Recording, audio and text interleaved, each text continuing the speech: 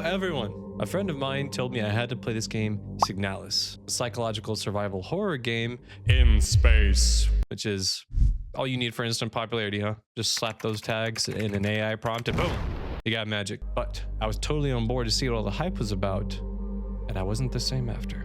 I'm Elliot, and this is Signalis.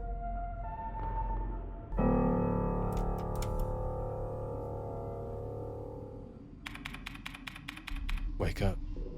Our greeting to the world as we see someone waking from a pod with no idea of who or where we are. However, what I can say is, damn, we look good. Look at those pixels. Chef's kiss, except for the lack of feet. What's up with that? We soon learn we're a replica android named LSTR, or Elster, sitting here on a mission that clearly didn't go so well. I mean, where's the welcome party? I don't see anyone at all. Searching the ship, we discover that Elster is a combat engineer who was tasked with a gestalt named Arian Young, more on that later, to undergo the Penrose mission to find resources all across the galaxy. And when we look outside, we see nothing but a dreadful blizzard. Our character, with a solemn look in her eyes, suits up to brave against the cold and journeys away from the ship.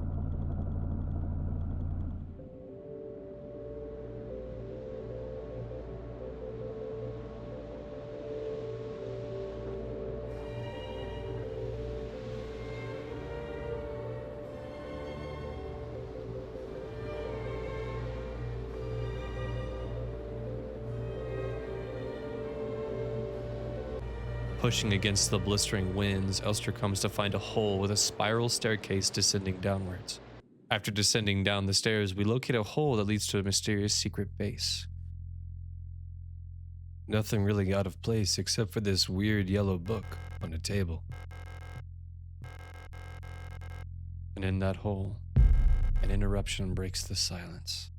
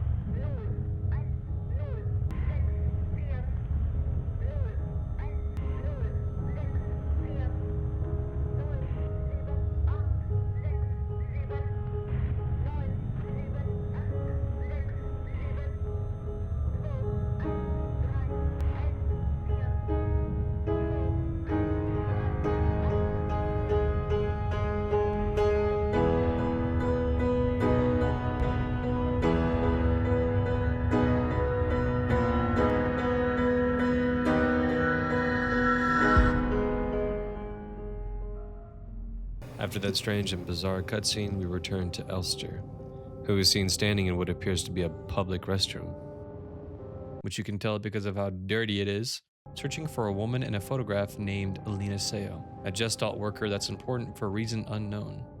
With a bit of exploration and a lot of text reading, we start gradually learning the setting for the game and realize that this facility, called Sierpinski, is under the rule of the Yusin Nation, an oppressive and totalitarian regime. While we're at it, this is a good time to go in depth about replicas and gestalts. First, gestalts. Gestalts are just everyday people like you and me, workers, miners that just live in the great Yusin Nation. Next, replicas. Replicas are biomechanical androids, a synthetic reproduction of a gestalt. How are they reproduced? We'll just have to find out. The rooms feel tense as we delve further.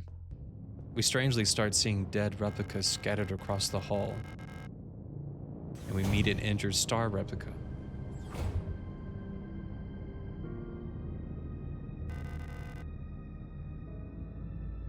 The injured star replica says that Elster should not be here. We show her the picture of Alina, and while she says she doesn't know her, she comments that Alina is most likely in the mines. If we want to go in the mines, we'll need the administrator's key. Well, all right. We got our work cut out for ourselves, but at least we have an idea of where to go. Digging through various rooms, we find what I like to call the problem solver. Returning to the hallways, the replicas creepily rise from the ground, twisting, and their appearance is now grotesque. Ew. But that's what the problem solver is for, though. Ooh, that's got some kick. All right, that's one down. Surely they won't get back up. Nah, you have a good day. See ya. So yeah, the replicas get back up like zombies.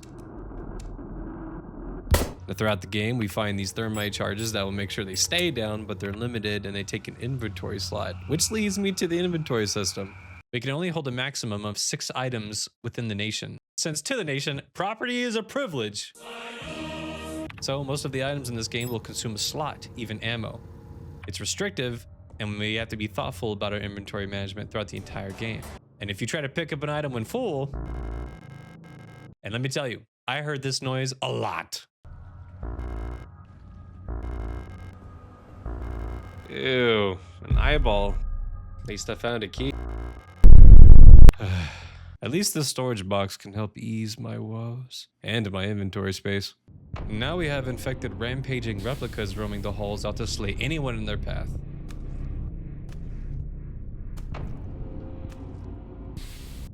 Carefully exploring the halls, we come to meet another survivor among the chaos. A knife-wielding gestalt named Issa Ito. After introducing herself, she comments that there's something wrong with this place. Oh wow, no way. That they should be careful. And that as they go further, it's most likely going to be more and more dangerous. But she's looking for someone too. Her sister, Erica Ito. And while she isn't able to help us, hopes we find who we're looking for and departs. While sneaking through the halls, we start to understand why this place feels so suffocating. Seeing cages for beds and documents dictating the strict rules they lived in, resembling more of a prison than a camp. Any gestalt caught breaking these rules or knowing someone who did was punished by interrogation, where some even expired. We also come to find that this infection was plaguing this facility even before our arrival, noting that this was affecting both gestalts and replicas.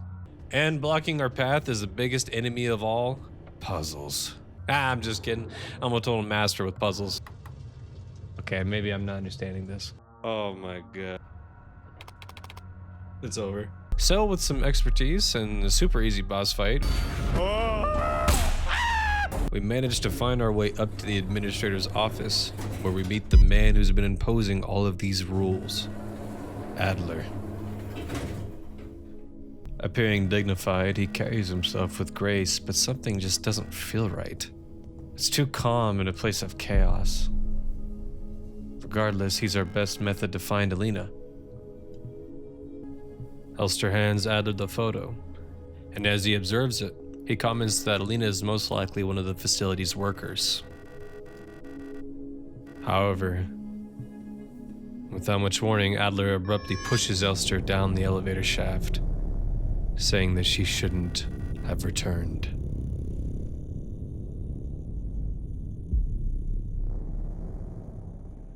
Well, alright, you could have just said you didn't know her. After that dramatic meeting, we find ourselves deeper in Sierpinski, looking at what appears to be a pile of Elster units in the elevator shaft. Does Adler have some sort of grudge, and where did these Elster units even come from? And what did he mean when he said that we shouldn't have returned? This is our first time, right? I don't know.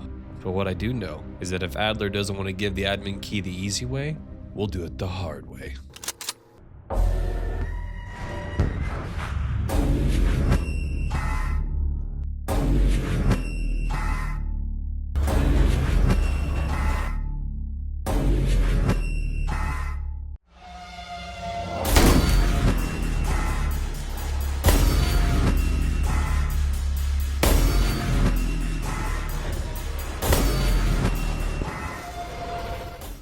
Scavenging these lower floors, we find something interesting. We find a replica known as Falk in a deep sleep. Falk units, get this, are the commanders of each facility, wielding not only ultimate authority, but also being near godlike. Yeah, this replica is apparently so powerful that it can influence weaker minds and fathom emotions, being capable of this by something called bioresonance.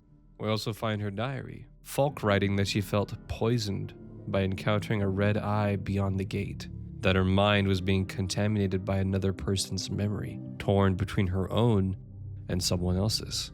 She wrote that she saw a white-haired girl with a longing feeling to see her. I know her. We've been seeing her too sometimes. With no way of waking her, we set out to find further clues and continue our mission. Not far from Falk's office, we find an impressive orrery room. While the orrery room doesn't really help in terms of progression, through context clues we get a good idea of the world now, and we realize that there's been a war this whole time. This war is between the Yusin nation that we belong to and the Yusin Empire. Not much is really explained about the Imperials, but what we do know is that this war has gone on to ravage many worlds and has divided this solar system. And now that we know a war is taking place, we can see why they put so much emphasis on replicas and having the upper hand with units like Falk. Even these crudely disguised posters that are just propaganda for war. Oh hey, look at this tiny world out here at the edge. That's where we are right now. Small system. Now back to our pursuit of Alina. We still need to find this admin key to delve into the mine. Solving more puzzles and fighting replicas. We managed to find a way into Adler's room. And as we rummage through his belongings, we find a few interesting things, including his diary and Elster's own file. Neat! I mean, we already knew Elster was a badass, but we also learned that the original neural pattern for Elster was lost. What the heck's even a neural pattern?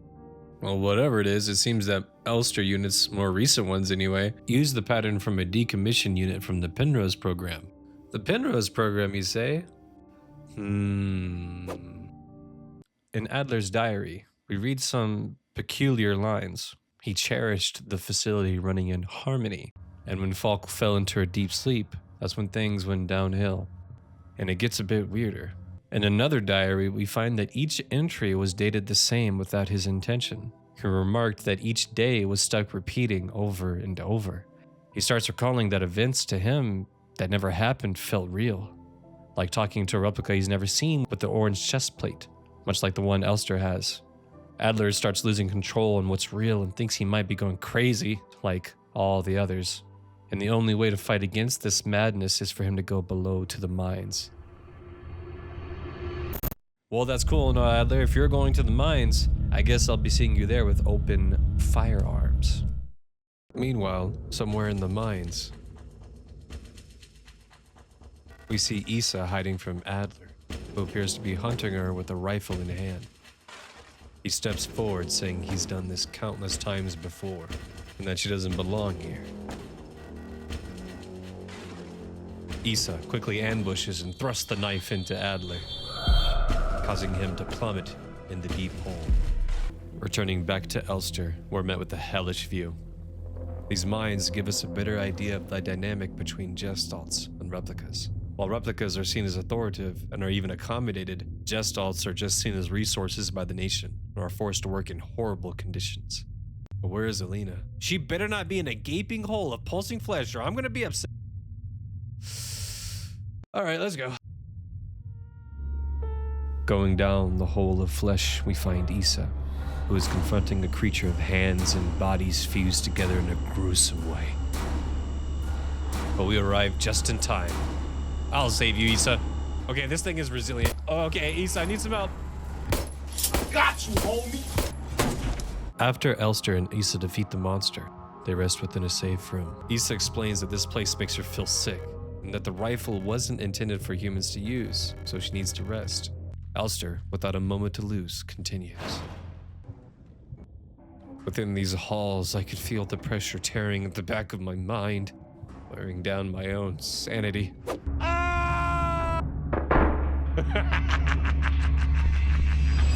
Okay, in moments like these, it's better just relax and maybe listen to the radio. What? What's this? Huh, the radio signal shows the padlock combination for the locked doors. That's clever. With the way forward shown, we continue onward, and we find these weird hexagonal plates that are used to open this door, where surely all the answers are going to be right behind this door, right? But things aren't so simple. Walking up, we see Adler, who comments that it's impossible to move on, He's been here so many times, but he's never returned. He says that whatever is out there, it surely caused the commander to go crazy and to lose her sense of self.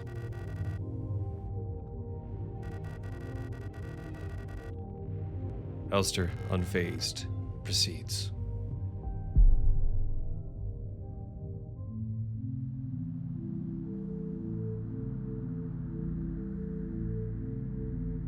Later, we see Elster walking through this wasteland of red, this void of emptiness, with a voice creeping into our head ever so slightly.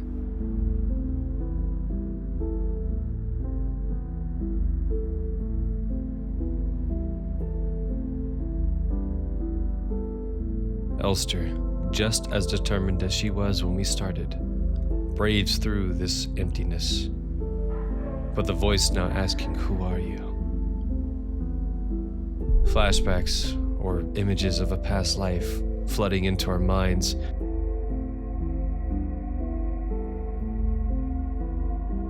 The voice saying, "Come closer." Elster walks past other dead Elster replicas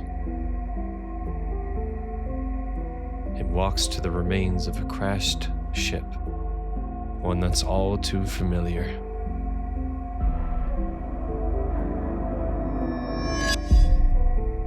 The voice says they've been waiting.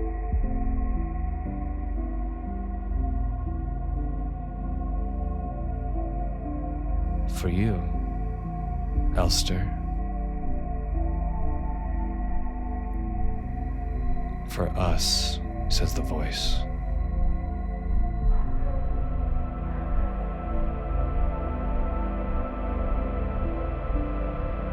Images of a painted landscape flashing into our minds before.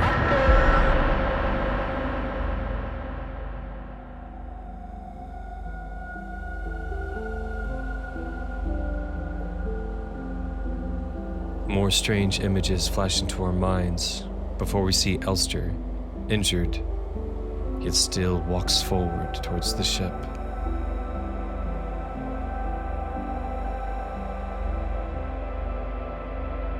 Elster places her hand on the ship.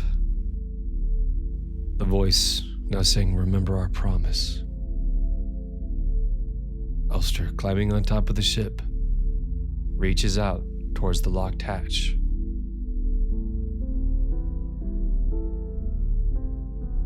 Elster struggles, and the force to open the lock is too much.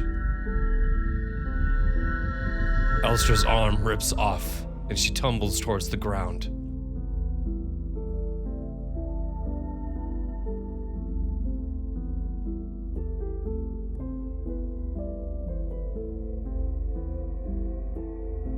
The voice beckoning us to wake up.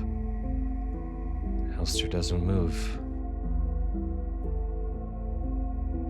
And the light from her eyes slowly fades away to join the other replicas in the wasteland.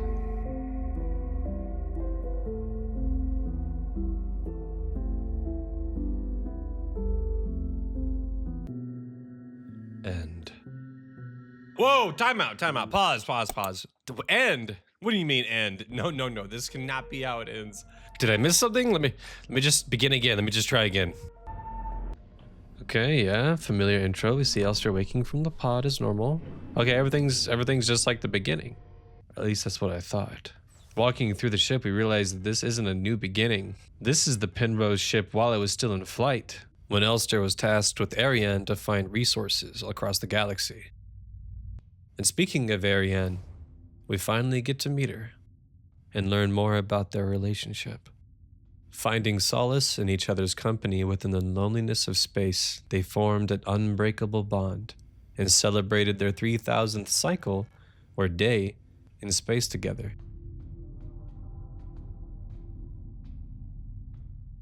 To celebrate, Ariane plays music, and then they dance in each other's arms.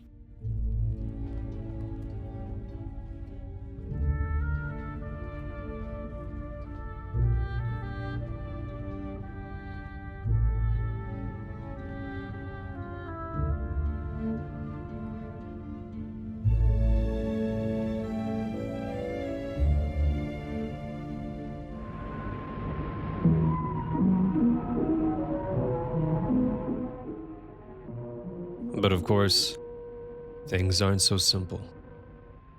And a message cuts through. Achtung! 0, 3, 2, 4, 6, Steuerung 1, 6, 3, 8, 1, 4, 6, Steuerung 1, 4. Achtung! We return to Elster on that red wasteland, with someone who looks like Ariane standing right beside her, and asks, "Do you remember our promise?" Elster wakes up and starts crawling towards the ship. This time, Elster awakes in a snowy field, and the hatch is open. Elster walks into the cryogenic chamber and finds another Elster replica.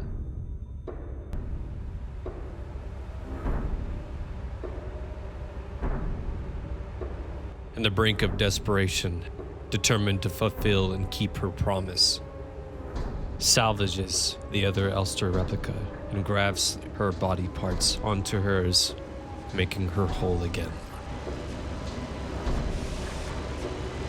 Elster renewed knows what she must do, an acknowledgement that this is the beginning of the end, and falls down a hole. And almost as if full circle, we start back in the restrooms of Sierpinski. Except this time more of a gas station restroom. Alright, I'm getting a sense of deja vu here. Going through the facility, we now see pulsing flesh covering the walls. A sign that reality itself is falling apart, but I'll do anything. With no way to go but down, kind of like how it's been all game, we drop to Rot Front.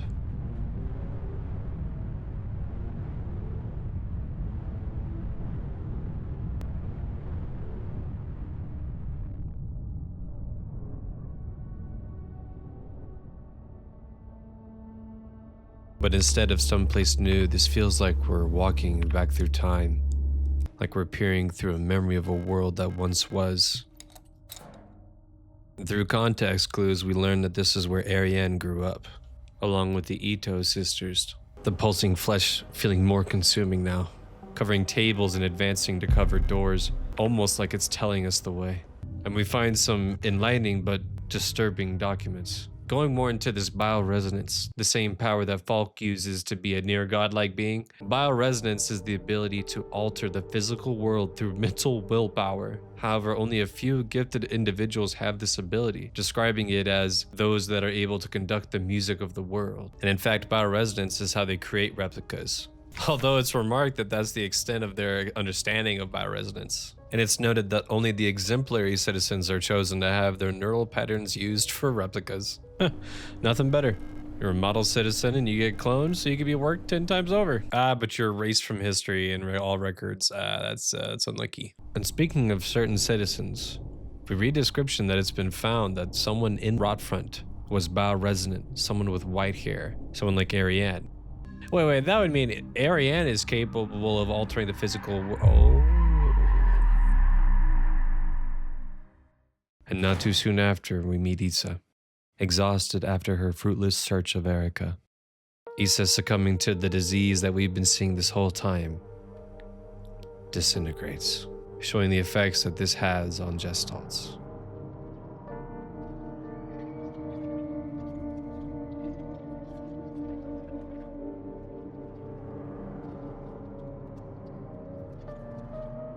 In silence, we can only press on. And after solving one last puzzle, we climb through a tunnel and find a familiar room with a familiar book. And it's time to go home.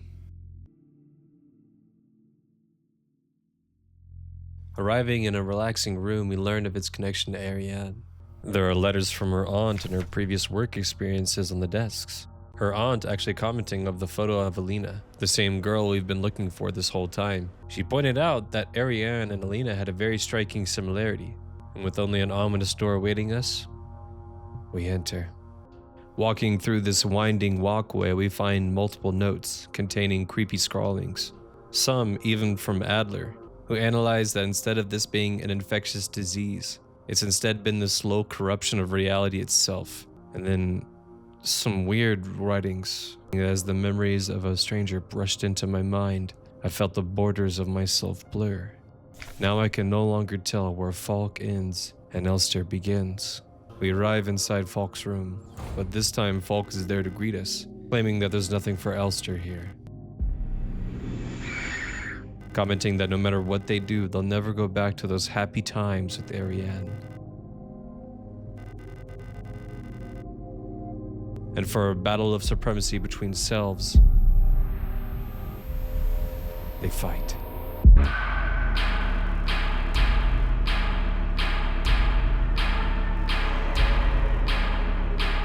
Showing our resolve and proving that we're the true Elster. As I was saying, proving that we're the true Elster, we defeat Falk.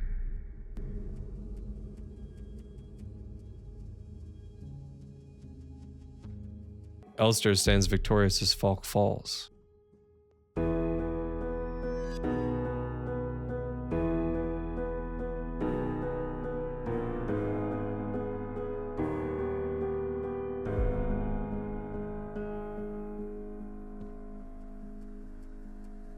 And we see Adler, who has also been affected by the destabilization of reality.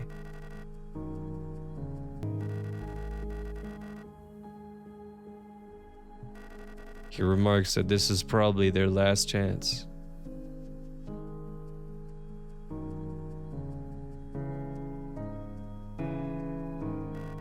And says that if she returns, there won't be a next time.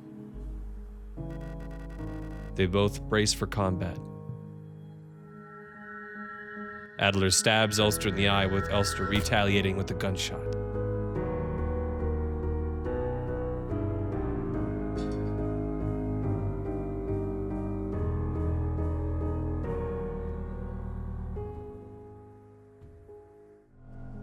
We come to return to the ship, and Elster is now able to open the hatch.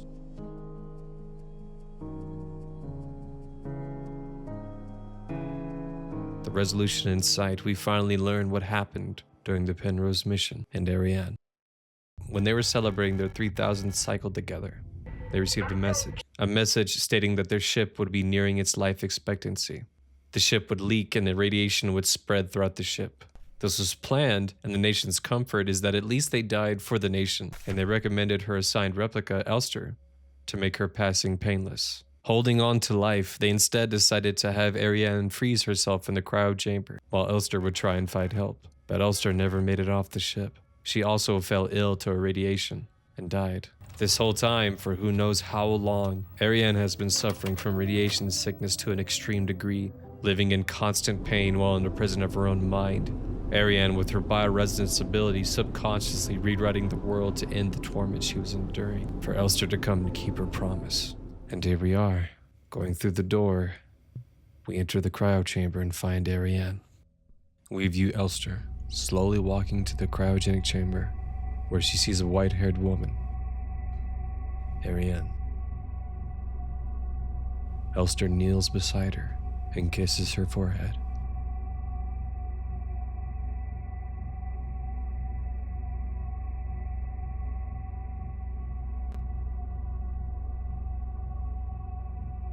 Ariane calls Elster's name.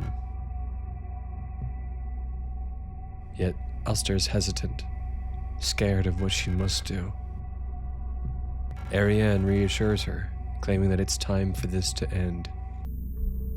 Elster regrettably reaches towards Ariane's throat.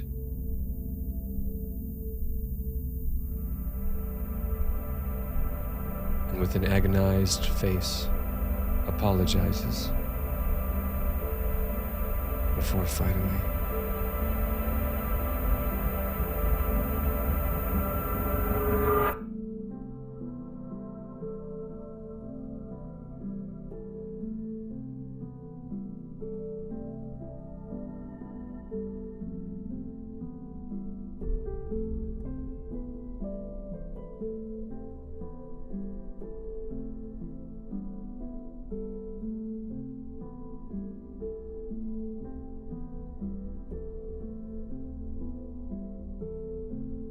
Elster, duty fulfilled but heartbroken, slumps to the side of the chamber and falls from all the injuries he suffered and dies.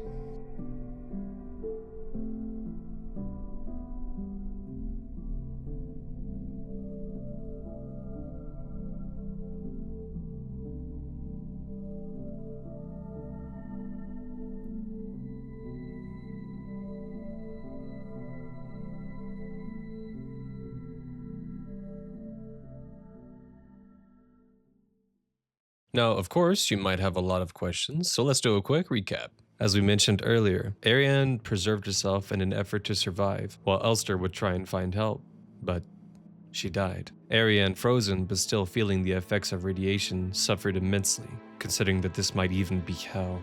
Ariane, most likely unaware of her power, could only subconsciously rewrite the world, desperately pleading for someone to save her. As Falk journeyed past the gate and went closer to the ship, she was influenced by Ariane's bile resonance and collapsed. And while she was sleeping, her mind and memories were being altered to match Elster's. Adler, realizing that something was wrong, could only watch as the world crumbled. Elster, on the other hand, never stopped trying to reach her. We can see this by the many Elster bodies we come across, each attempt leading to a more corrupted, entangled reality. Even our true purpose eventually eluded us, like how we were looking for Alina, but Alina existed separately from Ariane. We were actually looking for Ariane the whole time, but it showed as a photo of Alina, a figment of Ariane's memory that leaked through for us to start our search. Issa, much the same, was just a memory that was formed by Ariane, but despite it all, we were able to persevere, fight back, and brave against even the distortion of reality itself. All for her.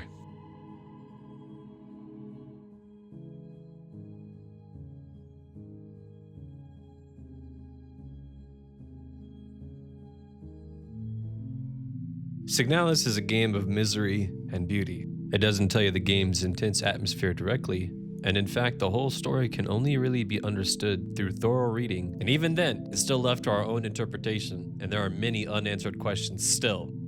So I have a question for you all. Vanessa, how far would you go for a promise?